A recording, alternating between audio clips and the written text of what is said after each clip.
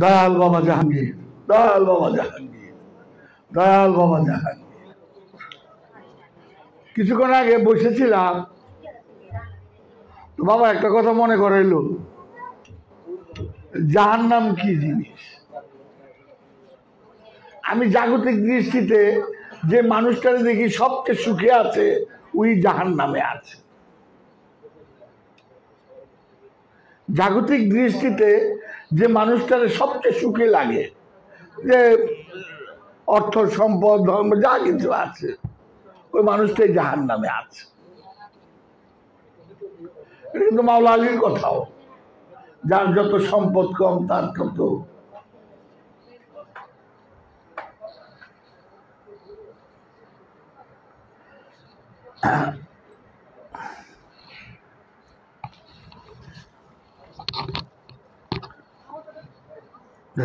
বাবা।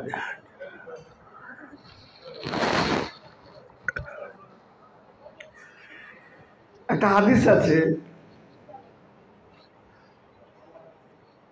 মার পায় তবে সন্তানের বেহেশতের একটা হাদিস আছে না? হাদিসটা সহি না? মার পায়ের তলে সন্তানের বেহেশত।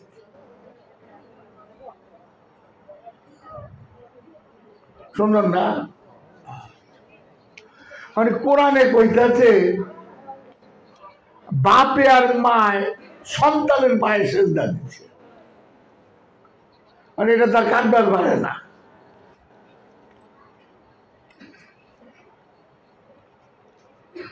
কাটবার পারে আবার, তাও আবার 11 ভাই মিলা সেজদা দিচ্ছে, চন্দ্র সূর্য বলে সেজদা দিচ্ছে। কোরআনে কি তাই কইছে না?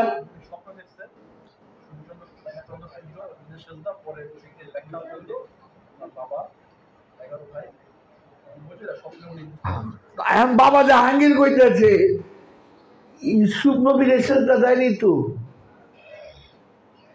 সেজদা দিচ্ছে তার জ্ঞান রে। খুব সূক্ষ্ম লক্ষ্য করবেন, এখানে মা বাপ বা কোনো কিছু না, এখানে জ্ঞান রে দিচ্ছে সেজদা। সেই জ্ঞান কিন্তু ভোগের জ্ঞান না, সেই জ্ঞান আপনি আইনস্টাইনে সেজদা দিবেন না, সেটা প্রেমের সেজদা।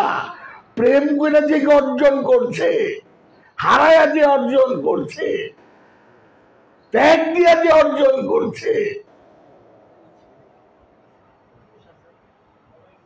তারে সেজদা দিছে।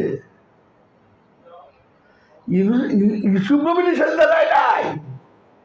বাবা জাহাঙ্গীর বলতেছে, আমি দেখেন কোরআনের একটা ভাষা বাদল তুমি দাও, আদমের সেজদা দাও, এখানে ইনসান বলে নাই।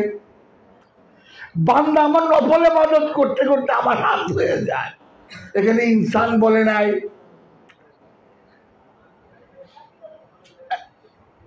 এই কি এই নবী আমাদেরই মতো বাসার, এটা কি ওই আরবিটা কি আনা বাসার, এখানে ইনসান বলেনি। এই যে সূক্ষ্ম জিনিসগুলা, এটা যদি বাবা জাহাঙ্গীর আমার রহমত দান না করতাম বুঝতাম না। আপনি দেখেন এক জায়গায় কোথায় বান্দারে সেজদা দিতে, আরেক জায়গায় কোথাছে বাসার, মহানবীরে বলতেছে বাসার, আরেক জায়গায় বলতেছে বান্দা। বান্দা নফল ইবাদত করতে করতে আমার হাত বান্দার হাত নাকি?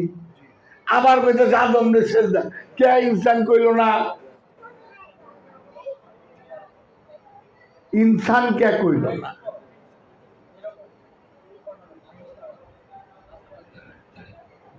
মায়ের পায়ের তলে সন্তানের বেহেশত, এই হাদিসটা আমরা খুব শুনি এবং মাঝে মাঝে আমি টেলিভিশনও দেখি। সবচেয়ে দুঃখের বিষয় কি জানেন? ইউটিউবেতে আমি পীর সাহেব ওয়াজ শুনি। পীর সাহেব ওয়াজ শুনে আমার খুব হাসি লাগে। আমি অন্য কিছু ভাইঙ্গা কমু না, মৌলভী সাহেব কইতে একটু ভালোই লাগে, কারণ আমার ছিদ্রি বেশি তো তাই।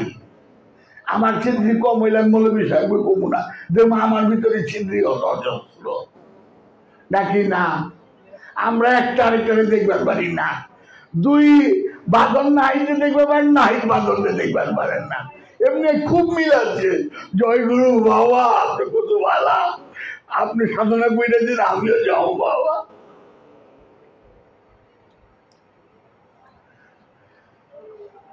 মার পায়ের তলে সন্তানের বেহেশত প্রচার আছে।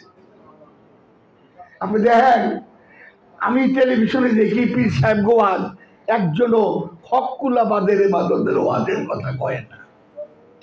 শুনছো তুমি ইউটিউবের মধ্যে? একটা পীরও না, লক্ষ লক্ষ ভক্ত হকুলাবাদের ইবাদতের কথা বলবো না। আর বাবা জাহাঙ্গীর তিনটা ইবাদতের কথা কইছে, তিনটা। একটা আল্লাহর ইবাদত, একটা বান্দার ইবাদত, আর একটা কমুনা। একটু পরে বলবো। সুরেশ্বরে বেদম ওয়াজ করতেছিল না, তো বেদম একটা প্রশ্ন করছে যে কি কার লাগে নামাজে দাঁড়াম। শুনলাম না ভিডিওতে, শুই না আমার এত ভালো লাগছে যে কার লাগে নামাজে দাঁড়াবো। কোরআন বলতেছে দাঁড়াও জোড়ায় জোড়ায়, তারপর তুমি একা।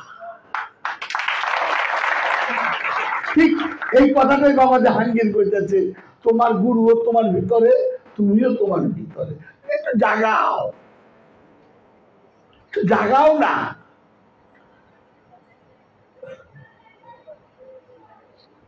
আল্লাহর ইবাদত আল্লাহ মাফ করে দেবো, বান্দার ইবাদত মাফ করবো না। আল্লাহ নিজেই বলছে কোরআনে 274 বার। তার চেয়ে বড় ইবাদত বাবা জাহাঙ্গীর কয়ে গেছে, সে ইবাদতের নাম হইল নিঃস্বার্থ প্রেম, নিঃস্বার্থ আত্মসমর্পণ, নিঃস্বার্থ সাধনা, নিঃস্বার্থ ত্যাগ। বাবা জাহাঙ্গীর বলে গেছে। আজকে বাবা জাহাঙ্গীর বলতে দিল দেখে শুনলাম, কোনো মিল নেই। আমগো আহলে সুন্নতুল জামাত, আমগো পীর সাহেব এক পীর সাহেবের লগে আরেক পীর সাহেবের মিল নাই, ঠোকাঠুকি লাগেই থাকে। সাধারণ ভক্তগুলা কি শিখবো? আপনারা একটা জিনিস লক্ষ্য করেন, এদিনের মতো ইবাদত কেউই করে নাই। বাহ্যিক দৃষ্টিতে এদিন আর মুআবিয়ার মতো ইবাদত কেউ করে নাই। ভিতরটা কি ছিল? 70 জন মহানবীর বংশ, মাওলা আলীর বংশরে ধ্বংস করে হত্যা কইরা সে ক্ষমতায় বসবো। ওই ইবাদতটা ছিল তার লেবাস। লেবাস। আমি ইবাদত করি, যে বেশি প্রশংসা করেন আমারে, আমি খুব ভয় পাই ইবাদত। আমি মনে করি ওই আমার মাথার মধ্যে বাড়ি দিব। বিশ্বাস করো, যে বেশি প্রশংসা করে। প্রত্যেকটা মাজার আজকে ওহাবীদের দখলে। আমরা কিচ্ছু করতে পারি না। আমাদের মধ্যে কোনো মিল নাই, কোন রকমের কোনো মিল নাই। আমি বাজারে দেখবার পারি না, তো কোনো মিল নাই।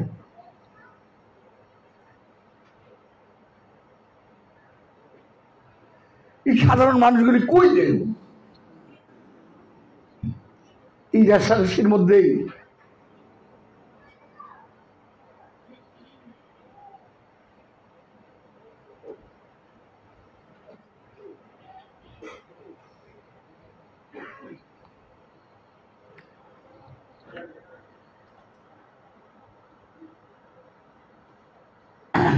হকুল্লাবাদের এবাদতের কথা যদি পীর সাহেবরা কয়, ধরেন আমি যেমন যদি কই, আমার আর কিছু থাকবো না, আমি কি করবো? হকুল্লাবাদের কথাই নাই।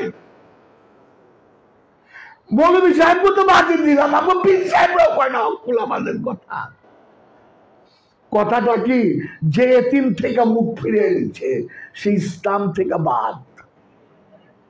তার রোজা, নামাজ, হজ, যাকাত, সাধনা কোনো কিছুর প্রয়োজন নেই, ইসলাম থেকেই বাদ। যে এতিম থেকে মুখ ফিরে এনেছে। আর এতিম বলতে তো আমি বুঝি আমার মা বাপ মরে গেছে, আমি এতিম। আবার আমি মরে যাবো, ইনসা এতিম। এই কিন্তু এতিম না, এতিমকে প্রতিটা মহাপুরুষ, এতিমকে যে আল্লাহর ফানা, যে দুনিয়ারে বিসর্জন দিয়া আল্লাহর প্রেমে নিজেকে শেষ করে দিচ্ছে, সেই তো এতিম। সেই এতিম থেকে যে মুখ ফিরে নিচ্ছে, সেই ইসলাম থেকে বাদ, সেই ইসলাম থেকে বাদ নাই। বাবা জাহাঙ্গীর কথা সেই কথা নাই, কেউ কইবার চায় না।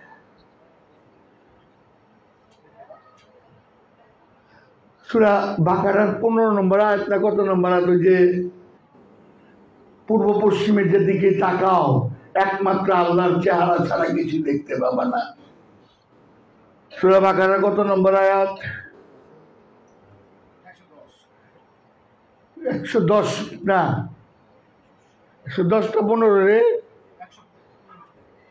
15, 115 নম্বর আয়াতে বলতেছে কোরআন যে পূর্ব পশ্চিমে তুমি যেদিকে তাকাও আমার চেহারা ছাড়া কিছু দেখবা না। আমার চেহারা আমি আল্লাহর নিরাকার বানায় হালাইছি, যেমন আমানুরে মুমিন বানায় হালাই। ইসলামিক ফাউন্ডেশনের কোরআন 16 জন ডক্টরেট মিলে লেখে, সেখানে আমি দেখি আমানুরে মুমিন বানায় হালাইছে, আমরারে আমি বানায় হালাইছে।